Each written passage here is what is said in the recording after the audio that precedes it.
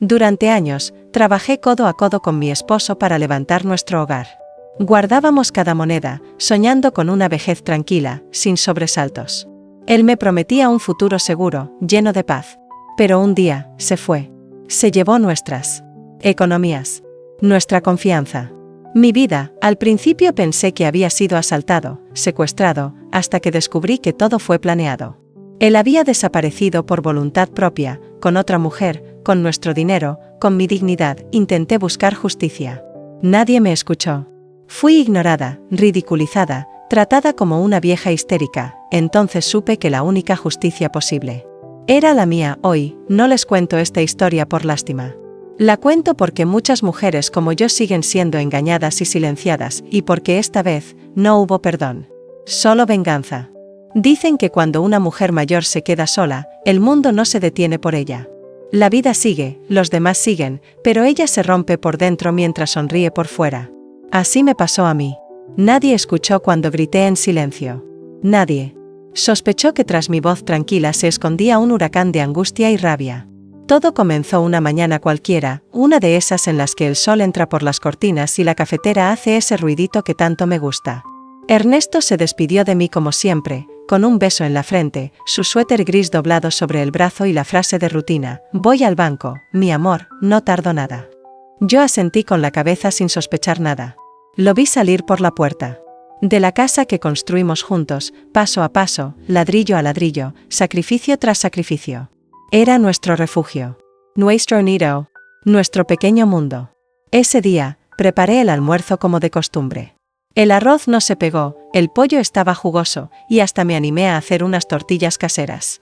Lo esperé. Primero sentada. Luego de pie, mirando por la ventana. Luego con el corazón en la garganta. Las horas pasaron. El arroz se enfrió. Las tortillas se endurecieron. Y Ernesto no volvió. Llamé a su celular. Apagado. Llamé al banco. No lo vimos hoy, señora. Fui al hospital. Nada. Policía. Spear 72 horas. Amigos. No lo hemos visto. Su hermano. Tal vez. Necesitaba tiempo. ¿Tiempo? ¿De qué? ¿De mí? ¿Del hogar que construimos durante más de 30 años?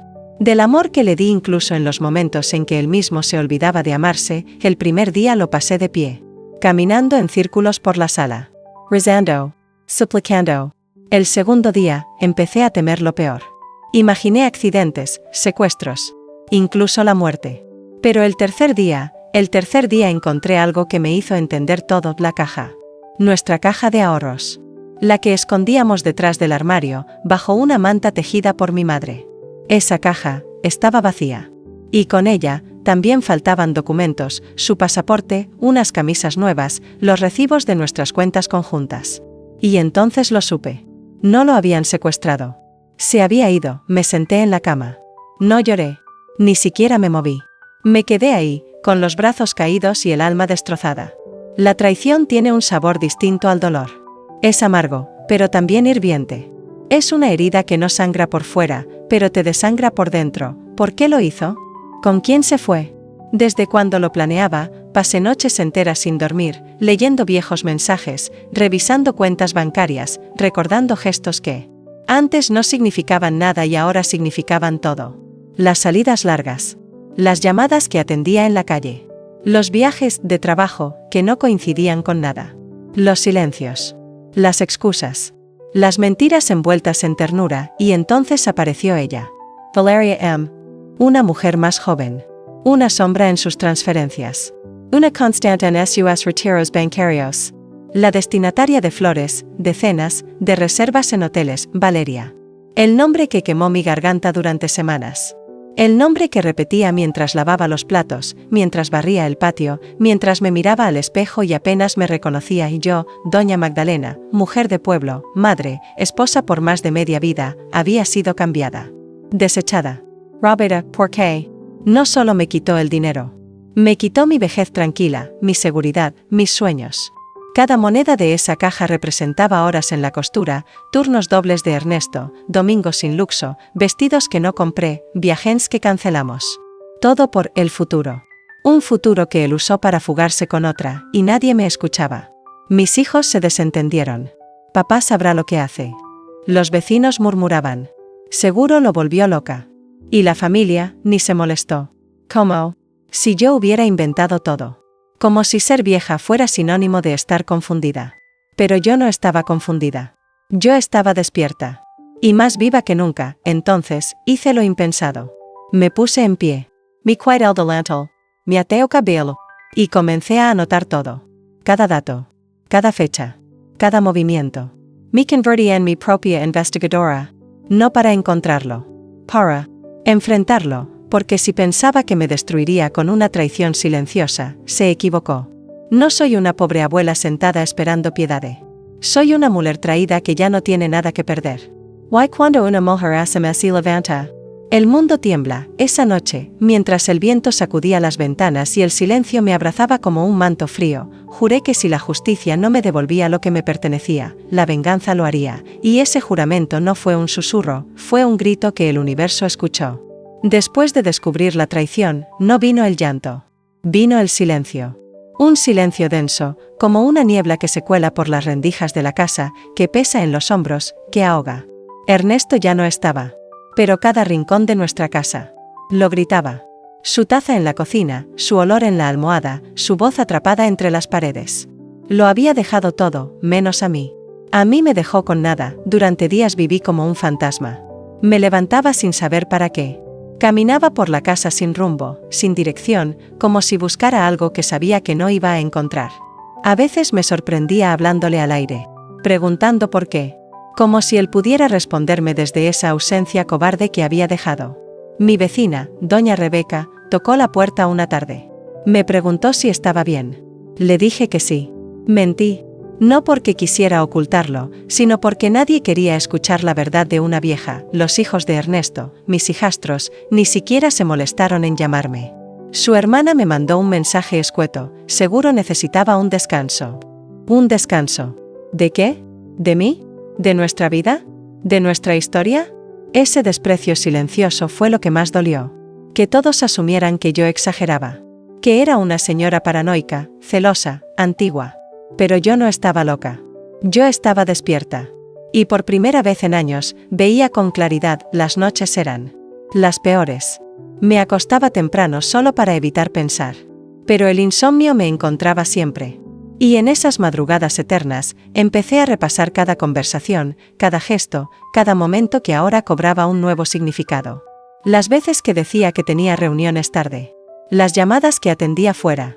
Las sonrisas que ya no me regalaba. No fue de repente. Fue lento. Calculado. Frío. Un día, decidí que no podía seguir así. Me paré frente al espejo del baño. Y me miré por primera vez en semanas. Tenía la cara hinchada, el cabello gris alborotado, los ojos opacos. Pero detrás de esa imagen rota, vi algo que me sorprendió, determinación.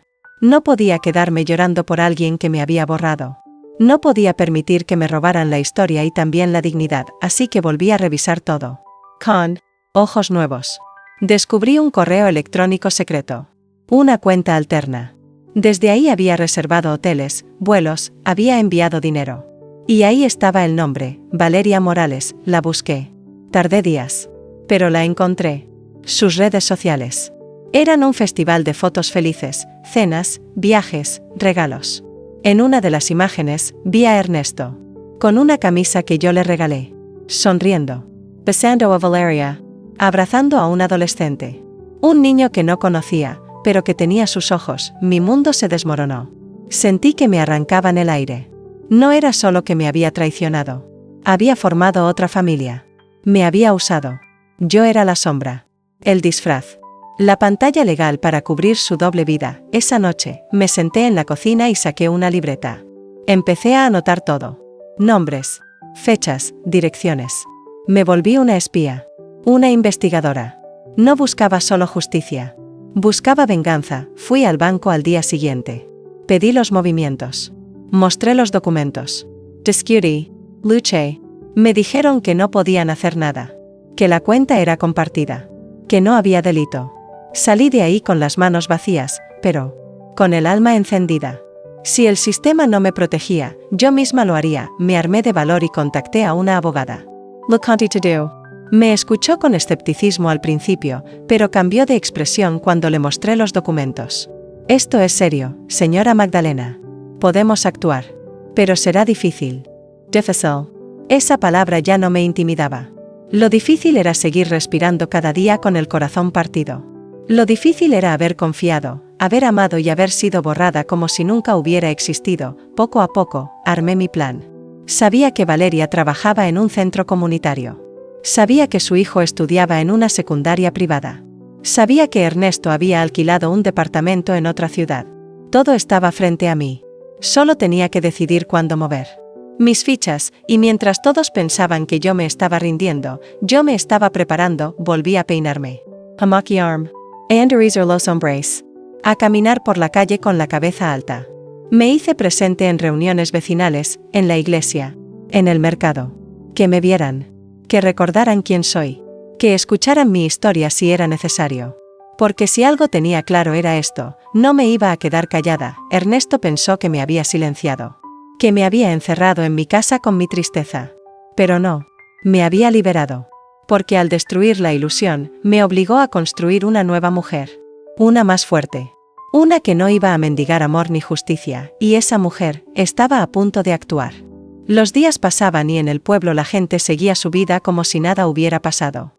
Las vecinas hablaban de sus nietos, los hombres jugaban dominó en la plaza, los niños corrían detrás de una pelota que siempre terminaba rebotando en mí. Rilla. Pero dentro de mi casa, el tiempo se detenía. No había risas. No había voces. Solo yo, mis recuerdos, y ese odio frío que había aprendido a disimular detrás de una sonrisa forzada. Aprendí que uno puede vivir con el corazón roto. Si tiene una misión clara. Y la mía era simple, no descansar hasta mirar a Ernesto a los ojos y devolverle cada lágrima que me hizo tragar en silencio. Durante años, me acostumbré a callar. A tragar las palabras que se me amontonaban en la garganta. A finger que no. Dolía. A ser la buena esposa, la que todo soporta, la que no se queja. Pero ahora el silencio me quemaba por dentro. Quería gritarle al mundo todo lo que me hicieron. Gritar que me robaron. Que me usaron. Que me traicionaron de la forma más baja y cruel. Una mañana, decidí salir. Me puse un vestido viejo pero limpio, me até el cabello con el pañuelo que Ernesto tanto odiaba, y que ahora me daba gusto usar, y caminé hasta el mercado.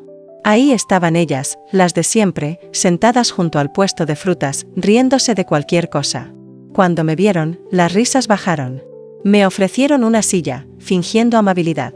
Pero yo sabía que ya habían oído los rumores. Una de ellas, Marta, me miró con esos ojos falsos y preguntó: ¿Y tu marido, doña Magdalena? Hace rato que no se le ve. Le sostuve la mirada. Por dentro temblaba, pero por fuera, me mantuve firme. Se fue, respondí. Me robó todo y se largó con otra. Con una más joven. Y con un hijo que ni siquiera es mío. El silencio fue absoluto.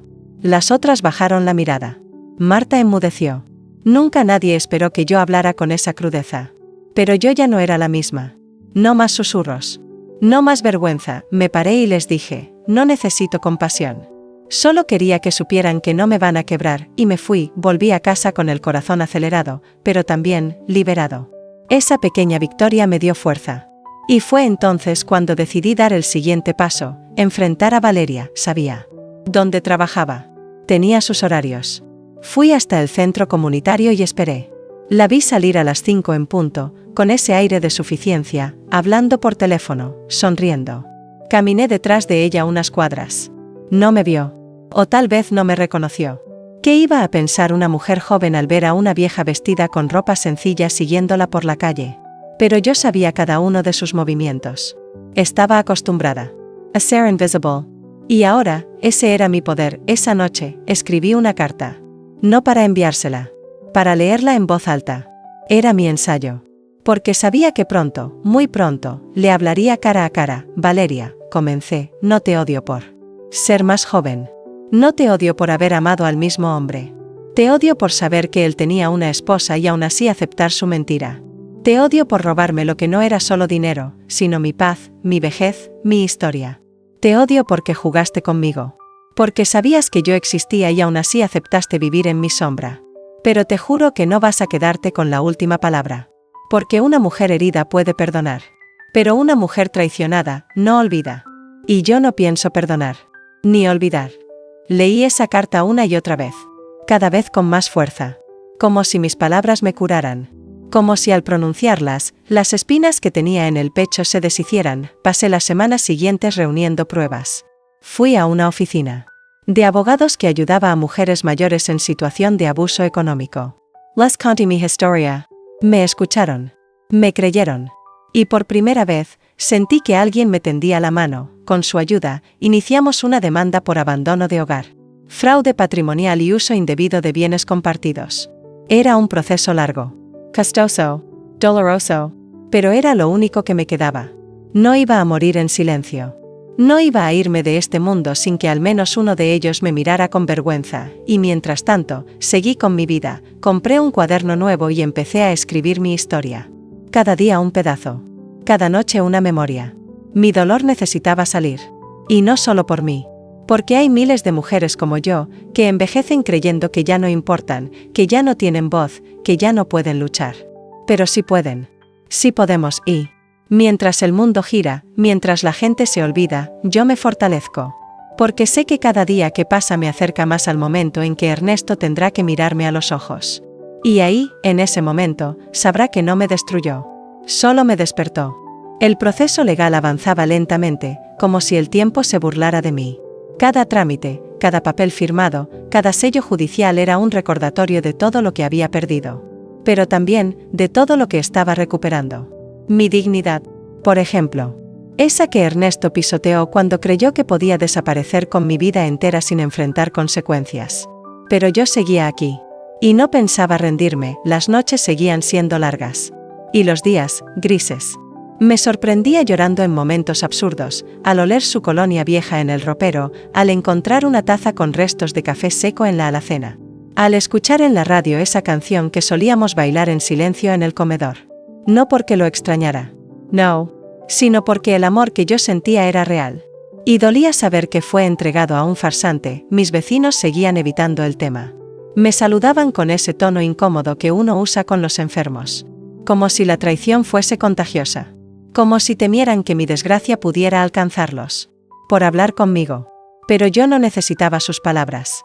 Solo su silencio era suficiente para entender cuánto duele la soledad. Un día, decidí quemar todas sus cartas, eran pocas. Ernesto nunca fue un hombre de escribir. Pero esas pocas que tenía, las había guardado como tesoros. Recuerdo una especialmente, donde me prometía que estaríamos juntos hasta que la muerte nos separara. ¡Qué ironía! La muerte no nos separó. Fue la cobardía. La traición. La mentira. Las puse en una olla vieja, en el patio. Prendí fuego con un fósforo tembloroso. Las llamas bailaron con lentitud, como si quisieran saborear cada palabra que destruían. Y mientras el papel se convertía en ceniza, sentí que algo dentro de mí también se quemaba. Pero no de dolor. De liberación, porque entendí que Ernesto ya no vivía aquí. Solo su sombra. Y yo estaba cansada de convivir con fantasmas. Poco después, me llamaron del despacho legal. Me dijeron que Ernesto había sido notificado. Que debía presentarse ante el juez. Que la fecha estaba fijada. Era real. Ya no era un deseo. Era un paso hacia la justicia. Ese día, me senté en mi silla de mecer y recé. No por él. Por mí. Para tener fuerza. Para no dejar que el odio me consumiera. Porque aunque mi alma pedía venganza, también necesitaba paz. Y ambas cosas, entendí, no siempre caminan juntas. Valeria, por su parte, había empezado a sospechar. Lo supe porque empezó a hacer publicaciones defensivas en sus redes sociales. Frases como, la gente envidiosa siempre quiere destruir lo que no tiene, o, algunas personas no saben perder. Pobrecita. No sabía que no era envidia. Ni capricho. Era justicia. Una noche, recibí un mensaje desconocido. Sé quién eres. Y sé lo que estás haciendo. Déjanos en paz. No tenía firma. Pero sabía que era ella. Nadie más usaba ese tono pasivo-agresivo con perfume de culpabilidad. No respondí. No necesitaba hacerlo. Porque mis pasos eran firmes. Y ella, aunque quisiera, no podía detener lo que ya había comenzado. Me pregunté muchas veces por qué una mujer como Valeria aceptaría ser la otra. ¿Por qué se conformaría con migajas? Con un hombre que dormía con una esposa y luego iba a besarla a ella. Y más aún, ¿por qué criar a un hijo sabiendo que su padre era un traidor? ¿Qué clase de valores se transmiten desde el engaño? Pero entonces entendí que hay mujeres que no se respetan, que prefieren tener algo, aunque sea prestado, antes que no tener nada. Y Valeria era una de esas. Yo no. Yo lo tuve todo. Y ahora, aunque destruido, iba a reconstruirlo con mis propias manos, y en medio de ese proceso, encontré algo inesperado, mi voz. Comencé a escribir mi historia en foros de mujeres, en grupos de apoyo. Contaba lo que viví sin nombres, sin detalles, que pudieran delatarme, pero con toda la verdad. Y comencé a recibir mensajes. De mujeres jóvenes. De mujeres mayores. De esposas traicionadas. De hijas que veían a sus madres pasar por lo mismo, no estaba sola. Y eso me dio aún más fuerza. El día que me tocó declarar frente al juez, fui sola. Me puse un vestido azul oscuro. Me peiné como lo hacía cuando era joven. Caminé con la cabeza en alto. Ernesto no apareció. Su abogado lo representó. Típico. Ni para enfrentarme tenía el valor. Cobarde hasta el final, pero no me importó, porque al leer mi declaración, temblando pero firme, frente a desconocidos que representaban la ley, sentí algo que no sentía desde hacía años: orgullo de no haberme quedado callada. Orgullo de haber levantado la voz. Orgullo de seguir de pie, y ese día, cuando volví a casa, me senté en mi silla de mecer. Miré al cielo, y por primera vez en mucho tiempo, sonreí, porque sabía que lo peor había pasado. Y que lo mejor estaba por venir. Pensé que después de la audiencia frente al juez, mi corazón, aunque herido, encontraría una especie de sosiego. Como si ya hubiera recorrido lo peor del camino. Pero no. Me equivoqué. La herida estaba lejos de cerrarse.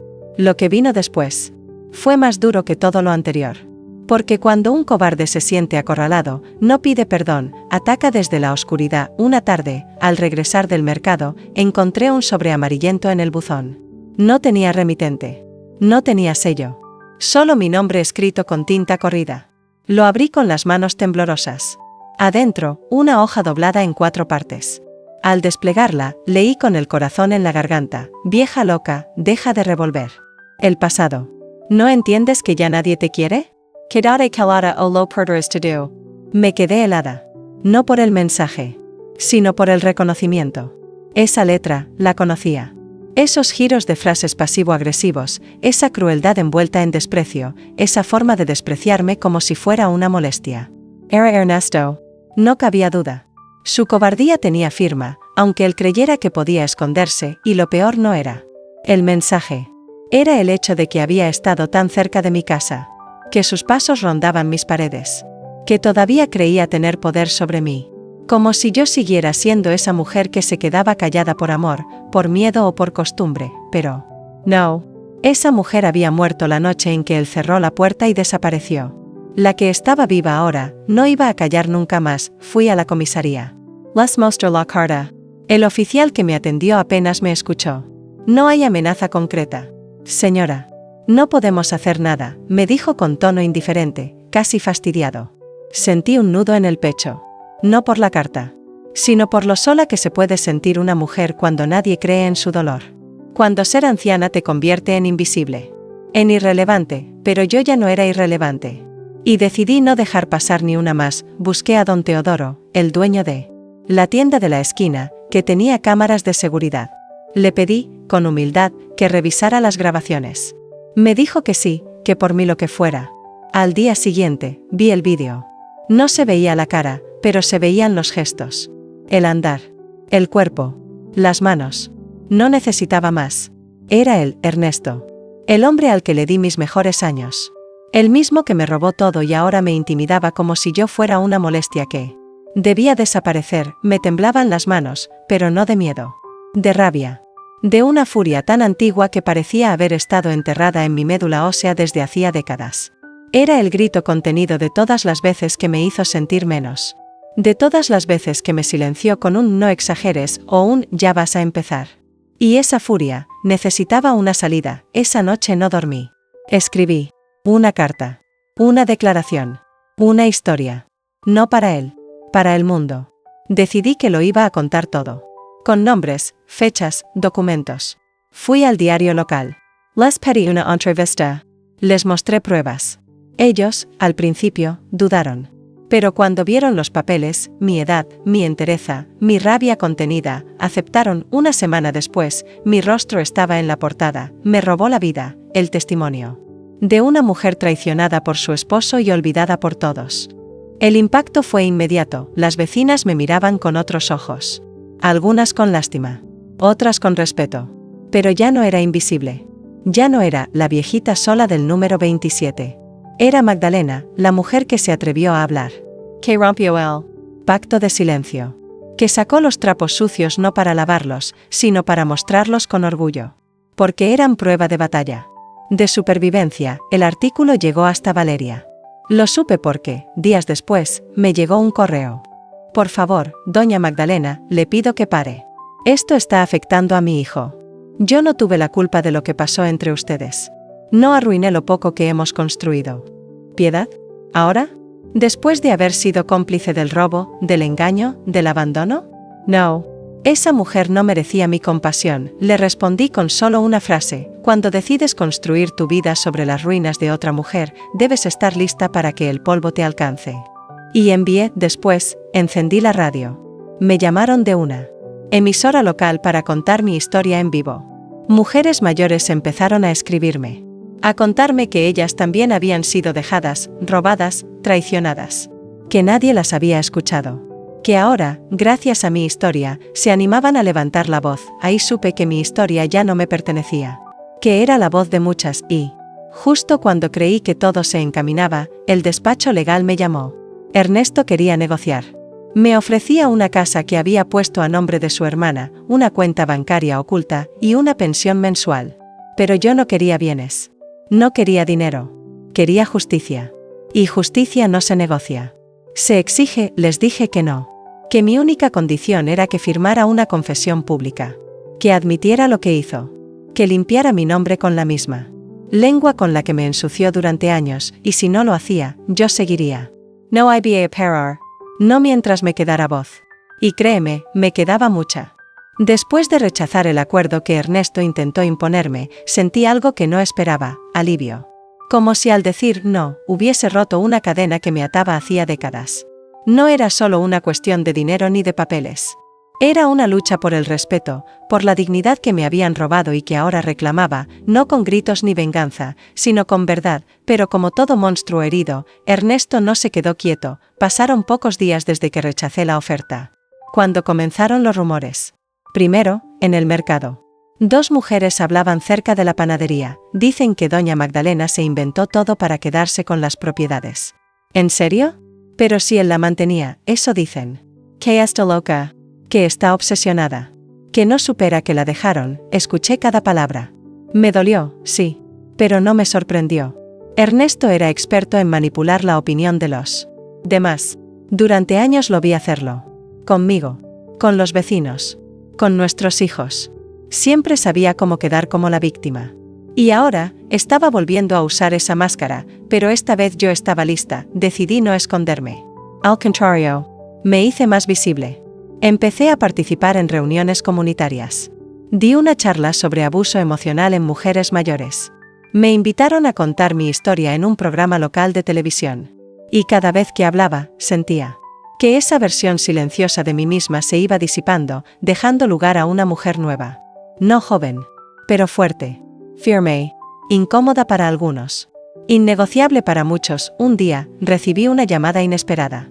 Era Miriam, la hija mayor que Ernesto tuvo con Valeria. Tenía 19 años. Me había visto en televisión. Señora Magdalena, ¿usted es la esposa de mi papá? Sí, mi niña. Lo fui. ¿Todo lo que dijo, es verdad? Sí, todo. Y ahí. Más que ni siquiera conté aún, la chica empezó a llorar. Me dijo que siempre sospechó que había algo raro en la historia de su padre. Que él decía que yo era una ex loca, que le hacía la vida imposible. Pero que muchas cosas no cuadraban. Que él nunca quiso hablar del pasado. Que ocultaba cosas. Que mentía sin pestañear. Yo no quiero parecerme a él, me dijo, quebrada, y ahí, en ese momento, entendí que estaba sanando algo más profundo.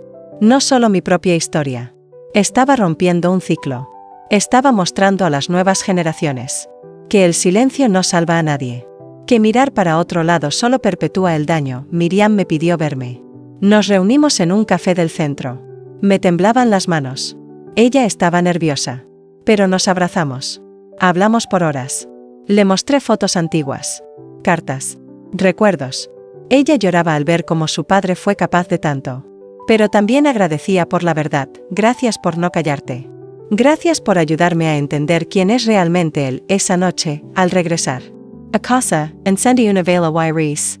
No para pedir justicia. No para que Ernesto pagara. Recé por mí.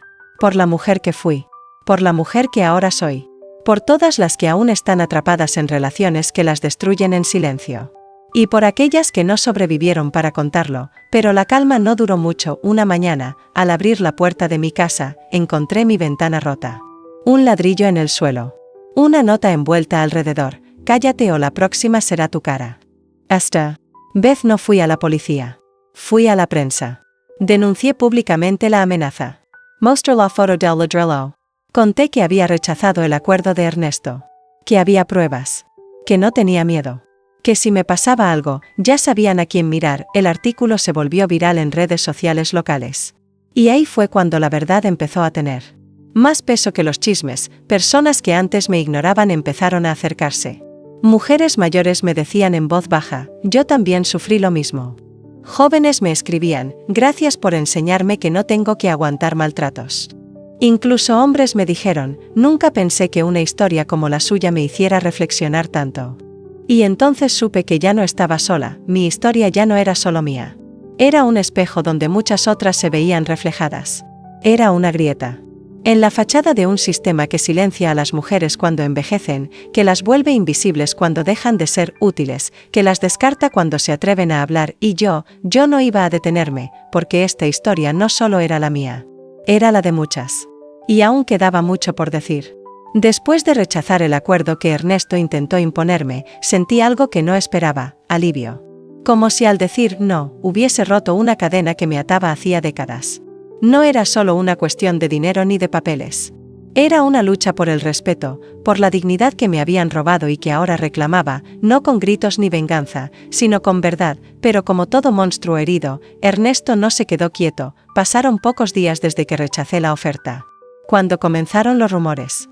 Primero, en el mercado.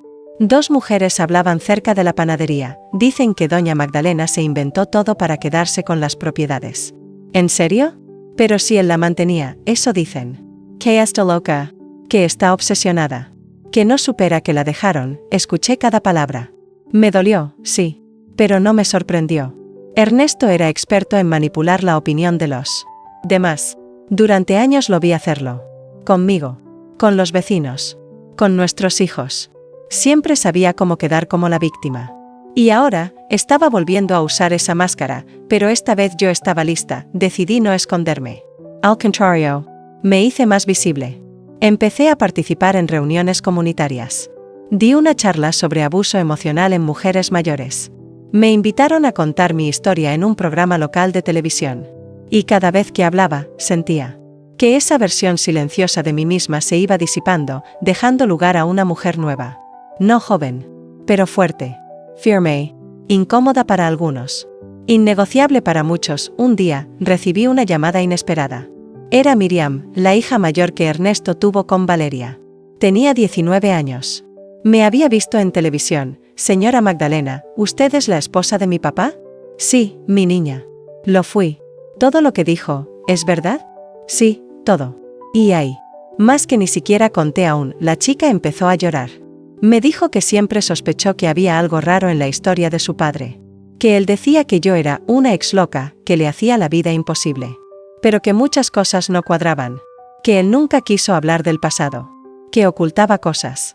Que mentía sin pestañear. Yo no quiero parecerme a él, me dijo, quebrada. Y ahí, en ese momento, entendí que estaba sanando algo más profundo. No solo mi propia historia. Estaba rompiendo un ciclo. Estaba mostrando a las nuevas generaciones que el silencio no salva a nadie. Que mirar para otro lado solo perpetúa el daño. Miriam me pidió verme. Nos reunimos en un café del centro. Me temblaban las manos. Ella estaba nerviosa. Pero nos abrazamos. Hablamos por horas. Le mostré fotos antiguas. Cartas. Recuerdos. Ella lloraba al ver cómo su padre fue capaz de tanto. Pero también agradecía por la verdad, gracias por no callarte. Gracias por ayudarme a entender quién es realmente él esa noche, al regresar a casa, encendí una vela y Reese. No para pedir justicia. No para que Ernesto pagara. Recé por mí. Por la mujer que fui. Por la mujer que ahora soy. Por todas las que aún están atrapadas en relaciones que las destruyen en silencio. Y por aquellas que no sobrevivieron para contarlo, pero la calma no duró mucho. Una mañana, al abrir la puerta de mi casa, encontré mi ventana rota. Un ladrillo en el suelo. Una nota envuelta alrededor. Cállate o la próxima será tu cara. Esta vez no fui a la policía. Fui a la prensa. Denuncié públicamente la amenaza. Mostré la foto del ladrillo. Conté que había rechazado el acuerdo de Ernesto. Que había pruebas. Que no tenía miedo. Que si me pasaba algo, ya sabían a quién mirar. El artículo se volvió viral en redes sociales locales. Y ahí fue cuando la verdad empezó a tener más peso que los chismes. Personas que antes me ignoraban empezaron a acercarse. Mujeres mayores me decían en voz baja, yo también sufrí lo mismo. Jóvenes me escribían, gracias por enseñarme que no tengo que aguantar maltratos. Incluso hombres me dijeron, nunca pensé que una historia como la suya me hiciera reflexionar tanto. Y entonces supe que ya no estaba sola, mi historia ya no era solo mía. Era un espejo donde muchas otras se veían reflejadas. Era una grieta. En la fachada de un sistema que silencia a las mujeres cuando envejecen, que las vuelve invisibles cuando dejan de ser útiles, que las descarta cuando se atreven a hablar y yo no iba a detenerme, porque esta historia no solo era la mía. Era la de muchas. Y aún quedaba mucho por decir. El tiempo pasó. No rápido. No sin dolor. Pero pasó. Y con cada amanecer, la herida dejó de sangrar tanto. Aprendí a convivir con el hueco. A no esperar disculpas de quien jamás entendió lo que rompió. A no buscar justicia perfecta en un mundo que rara vez la concede, pero un día, sonó el teléfono, era la fiscalía. Doña Magdalena, me dijeron, el caso que usted denunció ha sido admitido para juicio. Nos gustaría que se presentara con todos los documentos que mencionó. Me quedé en silencio por varios segundos. Sentí que el aire se detenía. ¿Juicio? ¿Después de tantos meses? Después de tantas puertas cerradas, miradas escépticas y burlas disimuladas, ¿estás segura? Pregunté, incrédula. Sí. La defensa intentó varios recursos, pero fueron rechazados. El juez cree que hay suficientes indicios para abrir el proceso. Colgué con las manos temblorosas. Lloré. No de miedo. No de alegría. Sino de pura emoción contenida. Como si por fin, después de tanto, alguien dijera, te creo. Corrí a buscar la carpeta donde guardaba cada prueba. Cada recibo. Cada carta. Cada imagen. Lo tenía todo. Estaba preparada. Desde el primer día en que Ernesto desapareció con todo lo que teníamos, supe que esto podía pasar. Y me preparé. Como una guerrera que no baja la guardia aunque sangra. Por dentro, el día del juicio llegó. Me vestí con lo mejor que tenía. Un vestido azul oscuro, sencillo, pero digno. Me peiné yo misma. Miré mi reflejo en el espejo y me dije, hoy, Magdalena, no hablas solo por ti. Hablas por todas. Entré a la sala con la cabeza en alto. Ernesto ya estaba allí. Lo vi. No me miró. O fingió no verme. Tenía el rostro serio, como si él fuera la víctima. Pero sus ojos no brillaban como antes. Ya no había arrogancia. Solo una sombra de lo que alguna vez fue. Valeria estaba a su lado. También evitó mirarme. La misma mujer que me sonreía hipócritamente durante años, ahora bajaba la cabeza como si el suelo fuera más digno que mi mirada, declaré durante horas. Sentir bear. Cada palabra que salía de mi boca tenía el peso de años de silencio. Había personas que lloraban. Otras que asentían con la cabeza. Sentí que, por primera vez, mi historia tenía eco. Que no hablaba al vacío. El abogado de Ernesto intentó descalificarme. ¿No cree que, a su edad, puede estar confundida? ¿No será que su esposo tenía motivos para irse? Usted no firmó voluntariamente los papeles. Respiré hondo. Y respondí, a mi edad, señor, he visto suficientes mentiras para reconocer una. Y tengo memoria suficiente para recordar. Cada día en que fui traicionada, mostré pruebas. Testimonios. Fotografías. Contratos firmados en condiciones sospechosas. Recibos de cuentas vaciadas. Y la carta de amenaza. Cuando terminé, la sala estaba en silencio. Un silencio denso. Un silencio que dolía. Luego fue el turno de Ernesto. Negó todo. Ella está loca. Siempre fue inestable. Yo solo quería rehacer mi vida. ¿Eso es delito ahora? Lo miré. Por primera vez en mucho tiempo, lo miré a los ojos. Y no vi a un hombre. Vi a un niño cobarde escondido en el cuerpo de alguien que nunca aprendió a amar sin destruir. El juicio duró 3 días. Fueron los 3 días más intensos de mi vida. Pero también los más liberadores. Cuando el juez leyó el veredicto, contuve la respiración, considerando las pruebas presentadas, y dado el historial de conducta del acusado, este tribunal resuelve a favor de la denunciante, doña Magdalena López Ramírez. Me sentí liviana. No por la sentencia, sino porque, por fin, alguien había dicho, sí, esto pasó. Y estuvo mal. No era venganza. No era revancha. Era dignidad. Ernesto fue obligado a devolver parte del dinero, a transferir la propiedad que me había arrebatado, y a emitir una disculpa pública. No lo hizo por voluntad. Lo hizo obligado. Pero aún así, lo hizo, y cuando lo leí, cuando vi esas palabras impresas en el periódico, lamento profundamente los actos cometidos en perjuicio de mi esposa, Magdalena. Me hago responsable por el daño causado. Sentí que un ciclo se cerraba. Volví a casa sola. Me preparé un café. Encendí la radio. Y me senté en mi vieja mecedora. No celebré. No bail. No grité. Solo respire, profundo, lento. En paz, porque después de todo lo vivido, después del abandono, la traición, el miedo, las amenazas, la humillación, seguía de pie y eso, para una mujer como yo, ya era una victoria inmensa. Después del juicio, muchos pensaron que todo terminaría ahí. Que yo recogería lo que me quedaba, viviría mis últimos años en silencio, y Ernesto desaparecería de mi vida como un mal sueño que uno prefiere no volver a recordar, pero la vida no es una novela con final limpio. Lo supe al segundo día de haber recuperado la casa. Caminé por cada rincón y noté que ya no era la misma. Había grietas nuevas en las paredes, no solo en el concreto, sino en los recuerdos. El comedor, donde solíamos reír, ya no tenía ecos. Las cortinas que tanto cuidé estaban rotas. Los cajones vacíos. Las fotos desaparecidas. Ernesto no solo se había llevado el dinero, también se había llevado fragmentos de mi vida. Pedazos que nadie más vería, pero que yo sentía como ausencias. Fui al cuarto principal. Allí donde dormimos por años.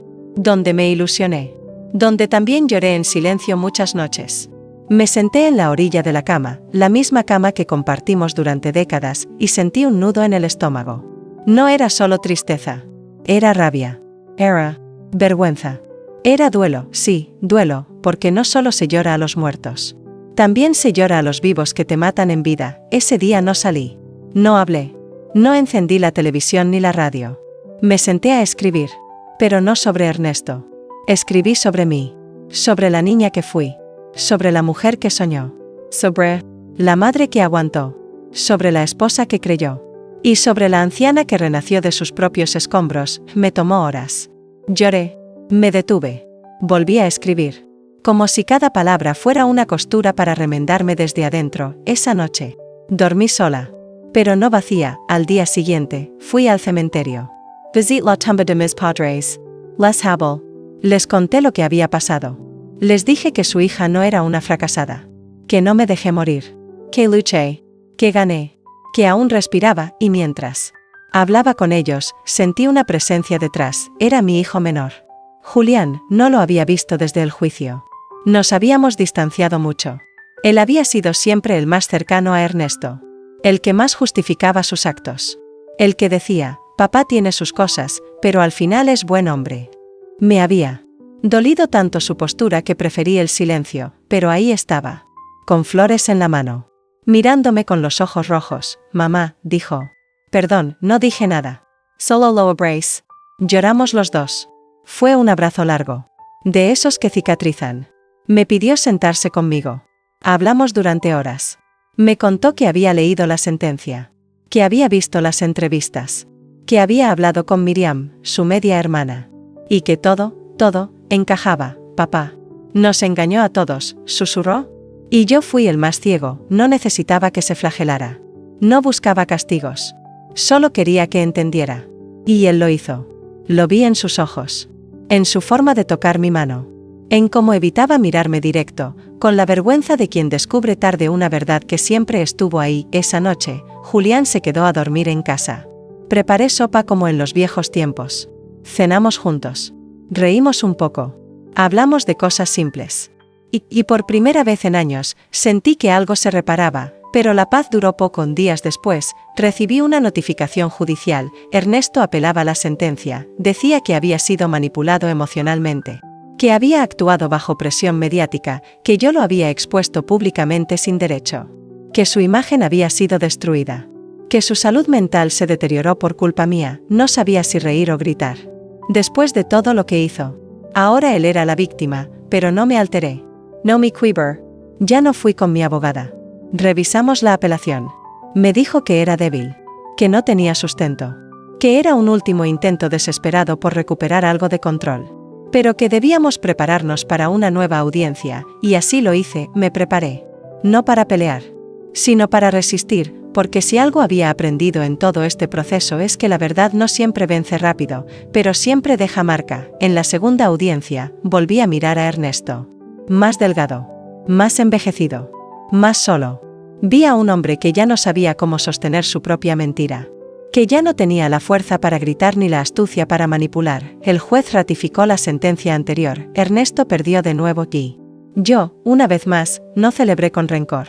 No great victoria. Solo volví a casa. Abrí la ventana. Dejé entrar el aire. Y me serví un té, porque entendí que el mayor triunfo no era verlo caer, era volver a levantarme yo. A veces, cuando me siento en la vieja silla que sobrevive en el corredor de mi casa, me quedo mirando el cielo por horas. No porque espere respuestas allí, sino porque aprendí que después del caos, el silencio también puede ser sagrado y así, en ese silencio, es donde más recuerdo todo lo vivido, cuando recuperé la casa, cuando el juicio terminó, cuando Ernesto y su sombra desaparecieron finalmente de mi vida legal. Creí que todo había terminado. Pero no fue así. Porque el dolor no termina cuando el juez habla. No se extingue con un papel, ni se evapora con una sentencia. El dolor vive adentro. Y hay que aprender a soltarlo con cada día. Intenté volver a la rutina. Prepare café. Por la mañana. Salir al mercado los jueves. Cuidar de mis plantas. Tejer. Esas pequeñas cosas que antes daban sentido a mis días. Pero todo era distinto. Incluso el sonido del viento parecía haber cambiado, hasta que una tarde, mientras acomodaba los pocos retratos familiares que habían sobrevivido al saqueo emocional que viví, encontré una caja de cartas viejas. Eran de mis hijos. ¿De cuándo? Eran pequeños. Dibujos torpes. Frases dulces con faltas de ortografía. Mi quiver. Lloré tanto que sentí que algo dentro de mí también se rompía, o se liberaba. Porque entendí que, más allá de Ernesto, yo había sido muchas cosas. Mucho más que una esposa traicionada. Fui madre. Fui amiga. Fui sostén. Fui la columna que aguantó más de lo que debía, y eso merecía ser contado. Una vecina, al enterarse de que mi historia se había vuelto conocida, me propuso algo inesperado: participar en un grupo de mujeres mayores que habían sido víctimas de abuso psicológico y económico por parte de sus parejas o familias. Dudé. No me gustaba la idea de sentarme en un círculo a revivir heridas. Pero fui, y allí me encontré con mis reflejos, mujeres que, como yo, lo habían dado todo. Mujeres que fueron despojadas, calladas, ignoradas, y aún así, seguían de pie. Compartimos historias. Lloramos. Nos abrazamos. Y por primera vez en mucho tiempo, no me sentí sola. Empecé a ir cada semana. A escuchar más que a hablar. A entender que mi historia no era la única. Que había un patrón. Un sistema. Una cultura. De silencio que había que romper, y decidí hacer más. Escribí una crónica para el diario local. Les conté mi historia, con nombres ficticios, pero con el alma desnuda. La publicaron un domingo. Y ese mismo día, sonaron mi teléfono y mi puerta sin parar: periodistas, estudiantes, activistas, mujeres de todas partes que querían abrazarme, escucharme, apoyarme o simplemente decir: gracias, doña Magdalena. Fue abrumador. Pero también hermoso, porque por fin, después de tanto, sentí que mi dolor no había sido en vano. No pasó mucho tiempo hasta que una pequeña editorial me ofreció escribir un libro. Yo, que solo había escrito en libretas viejas y cartas a mis hijos, ahora Tenía la oportunidad de plasmar mi historia para que el mundo la leyera, acepté, y cada noche, escribía. Hasta que los ojos me ardían. Hasta que el alma me temblaba. Hasta que revivía momentos que había enterrado bajo capas de resignación, escribí todo. Desde el primer día que conocí a Ernesto. Hasta la última vez que lo vi con el rostro marchito frente al juez. El libro se tituló El silencio de las abuelas, y cuando se publicó, algo increíble ocurrió. Una escuela secundaria me invitó a hablar con sus estudiantes.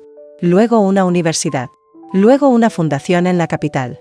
De pronto, yo, una mujer de 73 años, me convertí en una voz para otras. Una luz pequeña, pero real, y un día, en una conferencia, una joven se me acercó llorando. Me abrazó y me dijo, gracias, doña Magdalena. Mi abuela también fue traicionada. Pero nunca lo contó. Usted me hizo entender muchas cosas. Hoy, cuando llegue a casa, voy a abrazarla como nunca antes, y ese momento valió toda la lucha, pero también hubo días oscuros. Ernesto, aunque derrotado legalmente, no desapareció del todo.